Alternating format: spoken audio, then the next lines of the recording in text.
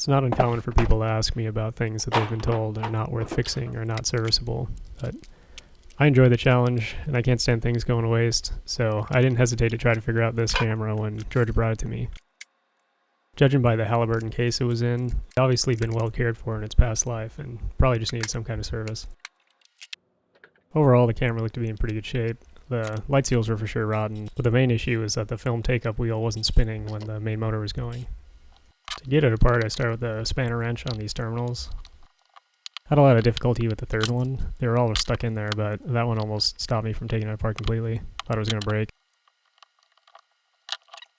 Usually disassemblies like this are a guessing game, but every once in a while you find a Wayback Machine archive from a Japanese cinematographer's deleted website that has a full teardown guide, translations, and everything.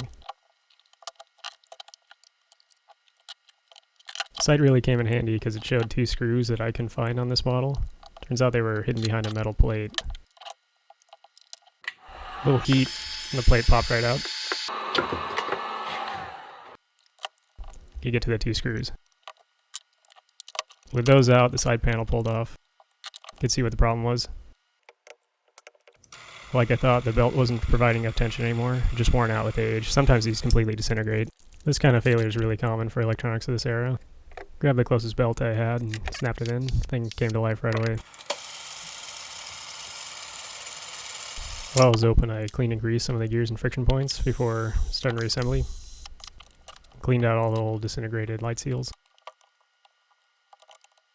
The rapid disassembly of the film black plate left it a little bent, so flattened it between a couple pieces of wood. Got it test fitted.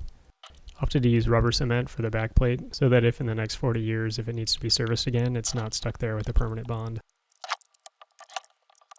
There's 2 clips at the bottom of the plate, so just the top needs to stick in. Use the closest thing I could reach to clamp it down until it dries. For the film door seals, I ended up using rubber adhesive foam. It looks a little unusual in this application, but it works great, and here on the film door, it's mainly to keep the film cartridge from rattling in the camera when it's running.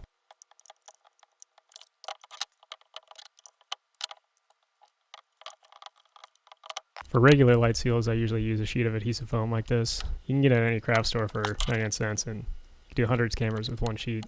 Just cut it to size, put it in place. Here's fully reassembled. Everything checks out. Trick it into thinking the film door's closed to give it a try.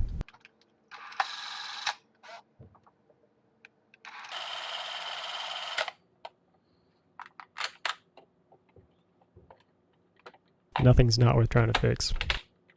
This thing's ready to be useful again.